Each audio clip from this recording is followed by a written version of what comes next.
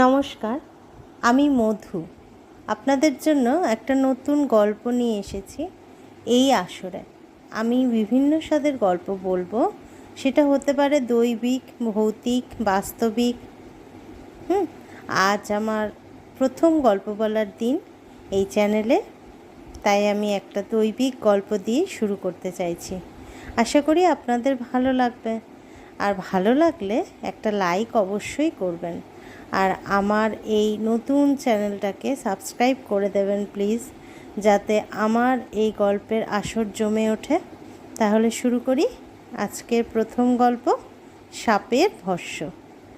এই গল্পটা জগন্নাথ দেবের উপরে, যিনি পুরী ধামের প্রধান দেবতা। জগন্নাথ দেব কৃষ্ণেরই আর এক রূপ, যিনি পরম প্রেমের প্রতীক। উনি জগতের নাথ।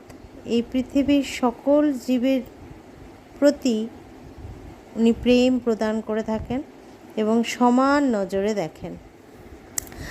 আর একটা কথা প্রচলিত আছে, সেটা সবাই জানে কি না আমি জানি না, তবে এই কথাটা প্রচলিত আছে যে বিশেষ করে বৈষ্ণব ধর্মের লোকেদের প্রতি ওনার একটা বিশেষ স্নেহ, বিশেষ নজর থাকে বলা হয়, যাতে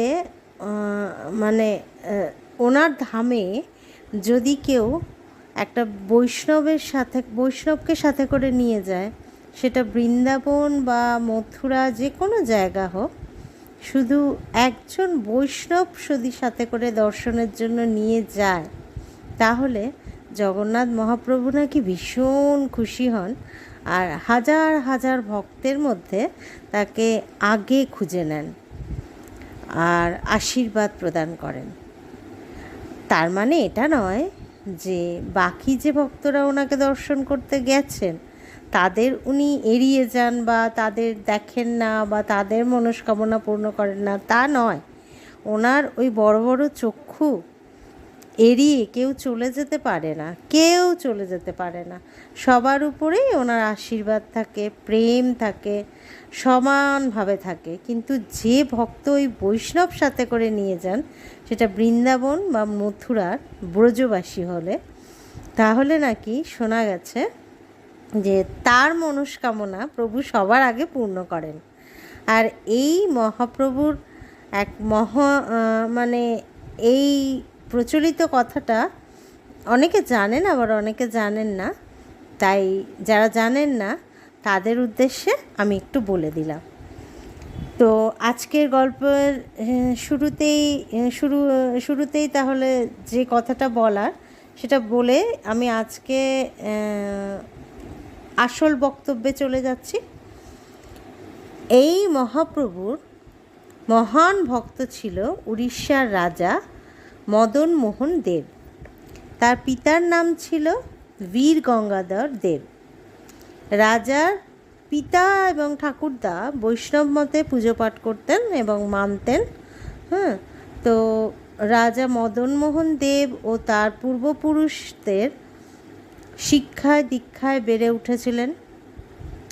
তাদেরই সংস্কার, তাদেরই সংস্কৃতি নিয়ে বেড়ে উঠেছিলেন। তাই তিনি যখন রাজা হন তখন তাদের পথই অনুসরণ করেন এবং ঠিক করেন তিনি রাজা হওয়ার পরে যে বৈষ্ণব ধর্মমতেই প্রভু জগন্নাথ দেবের পুজো হবে এবং বৈষ্ণব পণ্ডিতরাই তার পুজোর ভার গ্রহণ করবে। কিন্তু সেই সময় মগধ রাজ্যের রাজা অশোক বৌদ্ধ ধর্ম প্রচার শুরু করে দিয়েছেন এবং ভারতের বিভিন্ন রাজ্যে বৌদ্ধ ধর্ম প্রচারের জন্য বৌদ্ধ পণ্ডিতদের প্রেরণ করেছিলেন। রাজা মদন মোহন দেবের স্ত্রী সেই সময় বৌদ্ধ ধর্মের প্রতি আকৃষ্ট হন। তার বৌদ্ধ ধর্মের প্রতি আকৃষ্ট হওয়ার মূল কারণ ছিল বৌদ্ধ ধর্মের রীতি নীতি, জ্ঞান, এগুলো কিভাবে। আর বিশেষ করে তিনি গৌতম বুদ্ধের প্রতি মুগ্ধ হয়েছিলেন, কারণ একজন রাজার সন্তান হয়েও গৌতম বুদ্ধ কিভাবে রাজপাট সমস্ত কিছু ছেড়ে মোক্ষ লাভের আশায় সংসার ছেড়ে বেরিয়ে আসেন এবং সংসার ছেড়ে বেরিয়ে আসেন এবং তপস্যা আর ধ্যান এইসব করে মানে বহু বছর ধ্যানের মধ্যে দিয়ে এবং তপস্যার মধ্যে দিয়ে তিনি পরম মোক্ষ লাভ করেন, পরম সত্য লাভ করেন। তার ধর্মে অহিংসা ছিল পরম ধর্ম। সত্য এবং ধর্মের পথ অনুসরণ করে জীবনে এগিয়ে চলাই ছিল বৌদ্ধ ধর্মের মূল মন্ত্র। এই সব কিছু রানীকে ভীষণ উদ্বুদ্ধ করত, ভীষণ প্রেরণা দিত। তাই এই সব কিছুর জন্য রানীর মনে হয় বৌদ্ধ ধর্মের পণ্ডিতরাই হবেন উপযুক্ত প্রভু শ্রী জগন্নাথের পূজার ভার নেবার জন্য। রাজা ও রানীর মধ্যে এই নিয়ে দ্বন্দ্ব শুরু হয়, যুক্তি তর্ক শুরু হয়। এই দ্বন্দ্ব নিবারণের জন্য রাজা ঠিক করেন একটা প্রতিযোগিতা করা হবে। তো প্রতিযোগিতাটা কি হবে? বৌদ্ধ ধর্মের পণ্ডিত এবং বৈষ্ণব ধর্মের পণ্ডিতদের মধ্যে যারা জিতবে যারা এই প্রতিযোগিতায় জিতবে তারা প্রভু জগন্নাথের পুজোর অধিকার পাবে। সেই মতো রাজা কী করে, একটা বড় ঘড়ার মধ্যে একটা বিষধর সর্প রেখে সে মুখটা বন্ধ করে দিতে আদেশ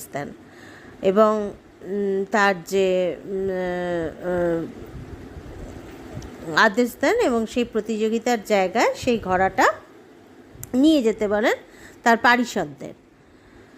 তো শুরু হয় প্রতিযোগিতা। প্রথমে রাজা বৌদ্ধ ধর্মের পণ্ডিতদের জিজ্ঞাসা করেন যে বলুন এই বন্ধ ঘোড়ার মধ্যে কি আছে। তখন বৌদ্ধ পণ্ডিতরা নিজেদের দূরদর্শিতার পরিচয় দেন এবং বলেন, তাদের জ্ঞান এবং দূরদর্শিতার পরিচয় দেন এবং বলেন যে এই ঘোড়ার মধ্যে এক বিষধর সর্প আছে মহারাজ। এই কথা শুনে রানী খুবই খুশি হন, কারণ সত্যিই তো ওই ঘোড়ার মধ্যে একটা সর্প ছিল। রাজা তখন বৈষ্ণব পণ্ডিতদের ওই একই প্রশ্ন করেন। এখানে একটা কথা বলে দেওয়া দরকার। তখনকার সমস্ত বৈষ্ণব পণ্ডিত যারা ছিলেন তারা তন্ত্রক্রিয়ায় খুব পারদর্শী ছিলেন।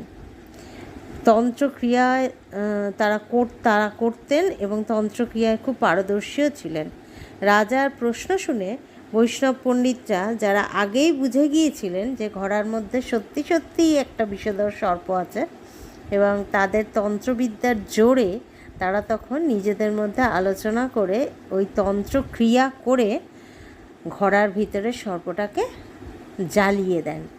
জ্বালিয়ে ভস্মে পরিণত করে দেন। আর রাজাকে বলেন যে ওই ঘোড়ার ভেতরে মহারাজ ভস্ম আছে বা ছাই আছে। এই কথা শুনে রানী খুব খুশি হন। রানী তখনও খুব খুশি হন, কারণ আসলে তো তার জানা ছিল যে ওই ঘোড়ার ভেতরে ছাই নেই, আছে তো একটা সর্প। তাই জন্য তিনি মনে মনে ভীষণ খুশি হন আর মনে মনে এও ভাবেন যে তার ইচ্ছা পূর্ণ হবে, কারণ বৌদ্ধ পণ্ডিতরা পুজোর অধিকার পাবে, কারণ বৌদ্ধ পণ্ডিতরা জিতে গেছে।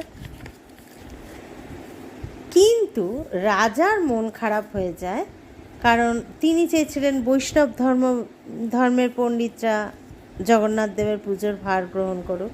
তাই তিনি মন খারাপ নিয়ে ঘোড়ার মুখ খোলার আদেশ দেন এবং এক সেবক এসে ঘোড়ার মুখ খোলে। আর সাথে সাথে রাজা ও রানী দুজনেই ভীষণ অবাক হয়ে যান যে এ কি, ঘোড়ার ভেতরে তো সর্প নেই, সত্যি সত্যি ভস্ম রয়েছে। কিন্তু ওইদিকে বৌদ্ধ পণ্ডিতরা বুঝতে পারেন যে বৈষ্ণবরা তন্ত্রক্রিয়া করে সর্পকে ভস্মে পরিণত করে দিয়েছে।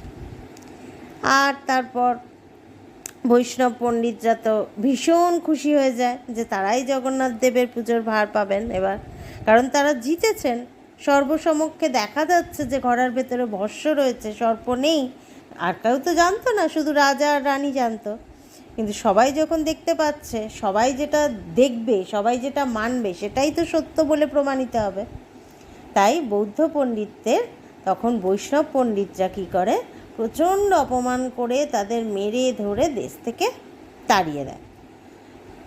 যে সময় তাদের এইভাবে মেরে ধরে তাড়িয়ে দেওয়া হচ্ছিল, সেই সময় বৌদ্ধ পণ্ডিতদের মধ্যে যিনি সবথেকে অভিজ্ঞ, জ্ঞানী এবং বৃদ্ধ ছিলেন এবং অভিজ্ঞ ছিলেন, তিনি রাজাকে আসল সত্যটা বলেন যে আমরা বুঝতে পেরেছি বৈষ্ণবরা তন্ত্রক্রিয়া করে সর্পকে ভস্ম বানিয়েছে, আর এই ছলনা আপনিও জানেন, এটা ছলনা হয়েছে, আপনিও মনে মনে এটা জানেন, তারপরেও আমাদের যেভাবে অপমান করে তাড়িয়ে দিলেন মহারাজ, তার ফল আপনাকে ভোগ করতে হবে। আমি আজ আপনাকে অভিশাপ দিয়ে যাচ্ছি, এক বিষাক্ত জীবের, বিষাক্ত কীটের দংশনে আপনার মুখে ঘা হবে, আর সেটাই হবে আপনার মৃত্যুর কারণ। এই সময়কালের কিছুদিন পর থেকেই রাজার মুখে সত্যি সত্যিই এক বিষাক্ত পোকার কামড়ে ঘা হয় এবং তার দিন দিন ভীষণ খারাপ অবস্থায় চলে যায়। সেই সময় থেকে রাজা প্রভু জগন্নাথকে দিন রাত প্রার্থনা করতে থাকেন, দিন রাত প্রার্থনা করতে থাকেন, প্রভু আমাকে সুস্থ করো, আমাকে ভালো করো, প্রভু আমাকে সুস্থ করো, আমাকে ভালো করো। কিন্তু প্রভু জগন্নাথ তো জগতের দেবতা না, তিনি এই পুরো বিশ্ব ব্রহ্মাণ্ডের, বিশ্ব চরাচরের সবাই তার সন্তান। তিনি তো কোনো একজনের নয়, কোনো একজনকে তিনি আলাদাভাবে স্নেহ, আলাদাভাবে দয়া, আলাদাভাবে আশীর্বাদ করবেন না। আর যেখানে রাজা নিজেই স্বয়ং দোষী ছিলেন, হ্যাঁ, যতই তিনি প্রভুর ভক্ত হয়ে থাকুন না কেন, তা জগন্নাথ দেব কিন্তু তার কথা শোনেননি। তার কিছুদিন পরে যখন রাজা এইভাবে দিনের পর দিন রাজার অবস্থা আরও খারাপ হতে থাকে, খাওয়া দাওয়া সব বন্ধ হয়ে যায়, নিদ্রা চলে যায়, বিছানা শয্যা হয়ে পড়ে রাজা। তখন এক রাতে জগন্নাথ দেব রাজাকে দর্শন দেন এবং বলেন যে তিনি ন্যায়ের প্রতীক, প্রেমের প্রতীক, ধর্মের প্রতীক, এই জগতের সবাই তার কাছে সমান। রাজা, তুমি জানো তুমি কি অন্যায় করেছ, তাই যতক্ষণ তুমি ওই বৌদ্ধ পণ্ডিতের কাছে ক্ষমা না চাইবে ততদিন তোমার অসুখ ভালো হবে না। আর এও বলে যান যে ওই ঘোড়া ভোগ মণ্ডপের ওপরে স্থাপন করতে, যাতে সকলে দেখতে পায় এবং জানতে পারে এর সত্য ঘটনা। এই বলে তিনি অন্তর্ধান হন এবং জগন্নাথের কথা মতো রাজা শেষ পর্যন্ত ওই বৌদ্ধ ভিক্ষুকের কাছে যান এবং ক্ষমা চান। সেই জ্ঞানী পুরুষ রাজাকে তার ভুলের জন্য তৎক্ষণাৎই ক্ষমা করে দেন, কারণ বৌদ্ধ ধর্মের নীতি অনুসারে ক্ষমাই পরম ধর্ম ছিল। এরপর থেকে সেই ঘোড়া ভোগ মণ্ডপের ওপরে স্থাপন করা হয় রাজার আদেশ মতো। রাজা সুস্থ হয়ে যায় এবং আজও দর্শনার্থীরা যারা শ্রীমন্দিরে জগন্নাথ প্রভুকে দর্শন করতে যান তারা ওই ঘোড়াও দর্শন করে আসেন। এই গল্পটা এখানেই শেষ হলো। তাহলে আপনারা শুনলেন যে প্রভু শ্রী জগন্নাথের ন্যায় বিচারের কথা। কেমন লাগলো আপনাদের অবশ্যই আমাকে কমেন্টে লিখে জানাবেন, ভালো লাগলে জানাবেন অবশ্যই, কেমন লাগলো সেটাও জানাবেন, খারাপ লাগলে সেটাও বলবেন। আপনাদের কমেন্টের আশায় আমি রইলাম। আর একটা গল্প আমি আপনাদের জন্য নিয়ে এসেছি আজই। আর একটা গল্প আপনাদের শোনাবো আজকে। প্রভু জগন্নাথের উপরেই সেটা নির্ভরশীল, প্রভু জগন্নাথের গল্পই আর একটা শোনাচ্ছি আপনাদের। তো তিনি, ওনার কাছে ছোট বড়, রাজা ভিখারি সবাই সমান, তার প্রমাণ আমি আগের গল্পেই দিয়েছি। উনি হলেন রাজা, প্রেমের দেবতা। উনি প্রেম দেবেন বলেই এই জগতে তার আশা, এই জগন্নাথ রূপে উনি এসেছেন শুধু প্রেম বিলানোর জন্য। কিন্তু এর সঙ্গে একাধারে তিনি ন্যায়েরও দেবতা। এ জগতে যা কিছু হয় সেই পরম পিতা, সেই পরম ঈশ্বরের ইচ্ছাতেই হয়। কথায় আছে, তার ইচ্ছা ছাড়া গাছের একটা পাতাও হেলে না। তিনি ভাগ্য নিয়ন্ত্রক, জন্ম মৃত্যু সবই তার ইচ্ছায় হয়। যার যতদিন, যতক্ষণ, যেভাবে যেখানে থাকার আছে সে ততক্ষণ সেখানেই সেভাবে থাকবে এবং যেভাবে তার মৃত্যু লেখা আছে সেভাবেই তার মৃত্যু হবে। এই জন্ম মৃত্যুর কঠিন নিয়মের বেড়াজালে আমরা সবাই আবদ্ধ। এরই উপরে আর একটা গল্প আপনাদের জন্য। তো তাহলে শুরু করছি নেক্সট গল্পটা। শোনার জন্য সবাই চলে আসুন, তাড়াতাড়ি, কোথাও যাবেন না। শুনুন মন দিয়ে, খুব ভালো লাগবে আশা করি। গল্পের নাম নিয়তি। তো পুরীর জগন্নাথ ধামে প্রভু শ্রী জগন্নাথের স্নানযাত্রা হয় প্রত্যেক বছর, সে তো আমরা সকলেই জানি।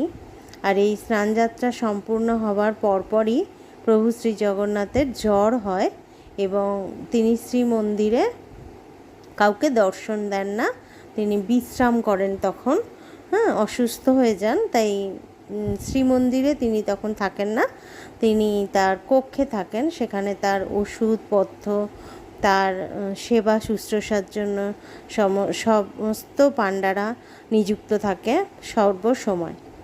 তো সেই ক্ষেত্রে সেখানে সেই সময় যখন পুরীতে যদি কেউ যায় প্রভুকে দর্শনের জন্য, তো তখন পটচিত্র লাগিয়ে দেওয়া হয় উনি যেখানে বিরাজ করেন সেই স্থানে। তো সেই পটচিত্র দেখেই সবাইকে ফিরে আসতে হয়। মন্দির বন্ধ থাকে না, খোলাই থাকে, কিন্তু পটচিত্র দর্শন করে ফিরে আসতে হয়। প্রভুর সরাসরি দর্শন হয় না, কারণ তখন তিনি কাউকে দর্শন দেন না, তিনি বিশ্রামে থাকেন। তো এই শরীর যখন খারাপ, এই স্নানযাত্রার 15 দিন পরপরই প্রায় রথযাত্রার শুরু হয়। এই রথযাত্রার ঠিক আগের দিন প্রভু সুস্থ হয়ে মন্দিরে ফিরে আসেন এবং তার ভক্তদের সবাইকে দর্শন দেওয়ার জন্য তিনি সেখানে উপস্থিত থাকেন। তো আগের দিন সকল ভক্তদের সাথে সাথে সকল দেবতারাও তার সঙ্গে দেখা করতে আসেন, প্রভু শ্রী জগন্নাথের সঙ্গে দেখা করতে আসেন। তো যেদিন তার পরের দিনই তিনি মন্দির ছেড়ে বেরিয়ে যান রথে চেপে তার মাসির বাড়ি, সেটা আমরা সবাই জানি। রথে মাসির বাড়ি চলে যায়। মাসির বাড়িতে সেখানে তিনি 1 সপ্তাহ মতন থাকেন, আবার উল্টো রথের দিন তিনি আবার ফিরে আসেন মন্দিরে। ঠিক আছে। তো একবার কি হয়, খুব ভোরবেলায় এই রথের আগের দিন, যেদিন রথযাত্রা তার আগের দিন, যেদিন প্রভু দর্শন দেন অনেক দিন পর সবাইকে আবার সুস্থ হয়ে, সেদিন প্রভু ওঠার আগেই পক্ষীরাজ গরুর চলে আসে প্রভুর সাথে দেখা করতে। তারপর আস্তে আস্তে সকল দেবদেবীরাও চলে আসে, এক এক করে সবাই প্রভুর সাথে দেখা করে যান।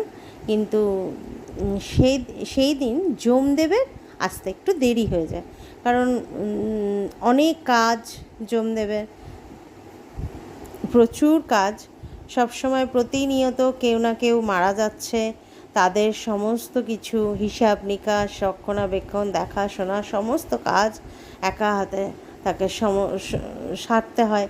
তো এই সব করতে গিয়ে তার একটু দেরি হয়ে যায় মন্দিরে আসতে, প্রভুর সাথে দেখা করতে। তাও তিনি যতটা সম্ভব তাড়াতাড়ি স্নান টান সেরে বেরিয়ে পড়েন প্রভুর শ্রীমন্দিরে প্রভুর সাথে দেখা করতে আসার জন্য। তো ওনার আসার ঠিক আগের মুহূর্তে গরুর প্রভুর সাথে দেখা করে শ্রীমন্দিরে ঘোরাফেরা করছিলেন, এবং সেখানে ঘোরাফেরা করতে করতে তার চোখে পড়ে একটা ছোট্ট পাখি, যে নিজের মনেই গান করছে, লাফালাফি করছে, খেলে বেড়াচ্ছে পুরো মন্দির জুড়ে। এটা দেখে গরুরের ভীষণ ভালো লাগে, আর পাখিটা দেখতেও খুব সুন্দর ছিল, তাকে ভালো লাগার মতোই। কিন্তু এত সুন্দর সে নিজের মনে খেলে বেড়াচ্ছে, সেটা দেখে গরুর মুগ্ধ হয়ে তাকে দেখতেই থাকে। বেশ কিছুক্ষণ পর সেখানে যমরাজ উপস্থিত হন এবং ওই পাখিটার দিকে বাঁকা চোখে তাকান। তাকিয়ে একটু চিন্তায় পড়ে যান, আর একটু অবাকও হন। চিন্তায় তো পড়েন আর অবাকও হয়ে যান। এই তার বাঁকা চোখে তাকানোটা কিন্তু গরুরের চোখ এড়ায়নি। গরুর ঠিক দেখে ফেলেছে যে যমরাজের দৃষ্টি পড়েছে এই পাখিটার উপরে। তো এই পাখিটার তো মৃত্যু আসন্ন। হ্যাঁ, এরকম ভাবছে। আর ওদিকে যমরাজ কী করলো, পাখিটাকে দেখে কিছুক্ষণ দাঁড়িয়ে থেকে তারপর তিনি গর্ভগৃহে প্রভুর সঙ্গে দেখা করার উদ্দেশ্যে চলে যান। তো এদিকে গরুর ভাবছে যে আমি পক্ষীরাজ, পাখিদের রাজা, আমার সামনেই ছোট্ট সুন্দর পাখিটার মৃত্যু হয়ে যাবে আর আমি কিছুই করতে পারবো না, আমার কি কিছুই করার নেই, এরকম ভাবছে। ভাবতে ভাবতে সে ঠিক করে মনে মনে যে আমি এক কাজ করি, পাখিটাকে বহু দূরে এমন এক জায়গায় লুকিয়ে রেখে আসি যেখানে যমরাজ তাহলে দেখতে পাবে না, এবং যমরাজের দৃষ্টির বাইরে চলে গেলে, যমরাজের দৃষ্টির আড়ালে চলে গেলে তাহলে পাখিটা হয়তো বেঁচে যাবে, এ যাত্রায় বেঁচে যাবে। তাই সে কী করে, দ্রুত পাখিটাকে নিয়ে ঠোঁটের মধ্যে করে পাড়ি দেয় বহু দূরে মৈনাক পর্বতে। মৈনাক পর্বতের গিয়ে সেখানে একটা বড়, মৈনাক পর্বতের ঠিক পাশেই একটা বড় গাছের কোটরের মধ্যে ওই ছোট্ট পাখিটাকে রেখে সে আবার শীঘ্র, খুব তাড়াতাড়ি আবার শ্রীমন্দিরে যমরাজের প্রভুকে দর্শন করে ফিরে আসার আগে ফেরত আসে শ্রীমন্দিরে। তো আপনারা সবাই জানেন যে গরুর কতটা দ্রুত বেগে উঠতে পারে, কারণ তার সে পক্ষীরাজ গরুর প্রচণ্ড দ্রুত বেগে উঠতে পারে। সবার প্রথম দ্রুতগামী হলো হনুমানজি, তারপরেই কিন্তু গরুর পক্ষীরাজের কথা আমরা জানি যে তারপরেই ওনার স্থান, উনিও প্রচণ্ড দ্রুত বেগে যাওয়া আসা করতে পারেন। তো সেক্ষেত্রে প্রভুকে দর্শন করে যমরাজের শ্রীমন্দিরে থেকে গর্ভগৃহে থেকে বেরোনোর আগেই গরুর ফিরে আসে। ওইটুকু সময়ের মধ্যে সে মৈনাক পর্বত পাড়ি দেয় এবং মৈনাক পর্বত থেকে মন্দিরে ফিরে আসে এবং খুব নিশ্চিন্ত হয়ে যায় যে যাক, এ যাত্রায় পাখিটার প্রাণ রক্ষা করতে পেরেছি। ওদিকে যমরাজ প্রভুর সামনে গিয়ে যখন প্রভুকে দর্শন করে এবং প্রণাম করেন ভক্তিভরে, তখন তাকে দেখে অন্তর্যামী শ্রী ভগবান জগন্নাথ বুঝতে পারেন যে আজ যমরাজের মনটা ঠিক নেই, সব ঠিকঠাক চলছে না। তখন তিনি যমরাজকে জিজ্ঞাসা করেন যে কি হয়েছে যমরাজ, তোমাকে আজকে এত চিন্তিত এবং অন্যমনস্ক কেন লাগছে? তখন যমরাজ বলেন, প্রভু আপনার কাছে তো কিছুই অজানা নয়, আপনি তো অন্তর্যামী, আপনার তো সবই জানেন। কিন্তু আমি যখন আপনার সাথে দেখা করব বলে আপনার মন্দিরে এলাম, তখন একটা ছোট্ট পাখিকে সেখানে আমি ঘুরে বেড়াতে দেখে খুবই অবাক হয়েছি আর চিন্তায়ও একটু পড়ে গেছি। তখন ওই পাখিটার এই সময় এখানে থাকার কথা নয় প্রভু, কিছুক্ষণের মধ্যেই ওর মৈনাক পর্বতে পাশে এক বৃক্ষের কোটরে একটা সর্পের আঘাতে মৃত্যু হওয়ার কথা আছে। তো সেটা তো সম্ভব না প্রভু, ওইটুকু পাখি কি করে অতটা পথ পাড়ি দেবে এইটুকু সময়ের মধ্যে, সেটা ভেবেই একটু আমি চিন্তায় আছি।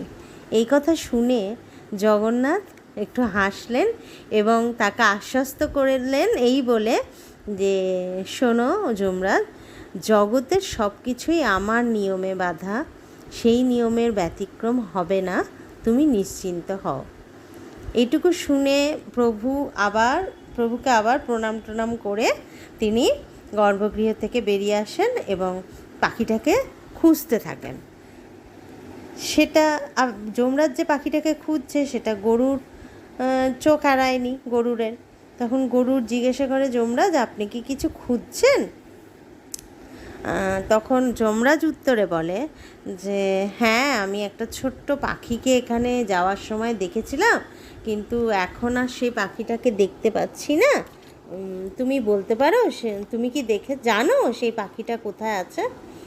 এই শুনে গরুর মনে মনে খুব হাসে এবং যমরাজকে জানায় যে হ্যাঁ, আমি দেখেছি আপনি পাখিটার দিকে নজর ফেলেছেন, আপনার দৃষ্টি পড়েছে। আমি জানি যে আপনার দৃষ্টি যখন পড়েছে তখন তার তো আর বাঁচার উপায় নেই, সেই জন্য আমি মুখে করে তাকে মৈনাক পর্বতের পাশে একটা বৃক্ষের কোটরে সুরক্ষিত রেখে এসেছি। এই কথা শোনার পর প্রভু জগন্নাথের যে আশ্বাসবাণী তার মনে পড়ে যমরাজের, এবং তিনি খুব জোরে জোরে হাসতে থাকেন। এই তার হাসি দেখে গরুর খুব অবাক হয় এবং জিজ্ঞাসা করে, আপনি এরকম হাসছেন কেন যমরাজ? তখন যমরাজ বলে যে নিয়তির লেখা কেউ বদলাতে পারে না, নিয়তিতে যা লেখা আছে সেটা হবেই হবে, কেউ আজ পর্যন্ত সেটার পরিবর্তন করতে পারেনি, তুমিও তার ব্যতিক্রম নও। প্রভুর ইচ্ছাতেই সমস্ত কিছু হয়, তাই প্রভুর ইচ্ছাতেই তুমি ওই পাখিকে ওই গাছের কোটরে রেখে এসেছো ওই সময়, যে সময় তার মৃত্যু হওয়ার কথা ছিল একটা সাপের দংশনে। কারণ ওই যে বৃক্ষ তুমি রেখে এসেছো সেই বৃক্ষের ভেতরে একটা সর্প আছে, সেই বৃক্ষের দংশনেই ওই পাখিটার মৃত্যু আজ লেখা ছিল, ঠিক ওই সময় যে সময় তুমি ওকে ওখানে রেখে এসেছো। তো তোমাকে ওই পাখিটার তো পক্ষে সম্ভব নয় ওই এত ছোট পাখি এত দূর পথ অতিক্রম করা, তো প্রভুর ইচ্ছাতে তুমি সেই কাজটা সম্পন্ন করেছো। অন্তর্যামী প্রভু তার অপার মানে প্রভুর গুণগান করতে করতে, প্রভুরই ইচ্ছায় সব কিছু হয়, প্রভুর ইচ্ছায় সব কিছু হচ্ছে, এই জগৎ চলছে প্রভুর ইচ্ছা, এই কথা বলে যমরাজ ওখান থেকে বিদায় নেয়। আর এই শুনে গরুরের ভীষণ মন খারাপ হয়ে যায়।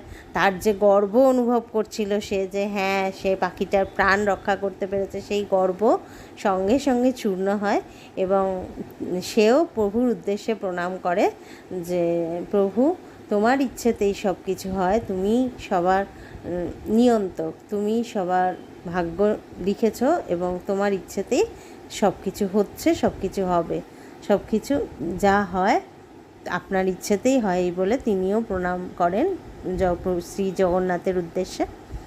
তো আজকে এই পর্যন্তই। গল্পটা কেমন লাগলো আমাকে অবশ্যই কমেন্টে লিখে জানাবেন। আর আমার এই জার্নিতে, নতুন জার্নিতে আপনারা একটু সহযোগিতা করবেন প্লিজ, সবাই সাবস্ক্রাইব করে দেবেন আমার চ্যানেলটা। আবার আসবো আগামীকাল নতুন একটা গল্প নিয়ে, নতুন স্বাদের গল্প নিয়ে। আপনারা সবাই সঙ্গে থাকবেন। তাহলে আসি, আবার দেখা হবে মধুর গল্পের আসরে আগামী দিন।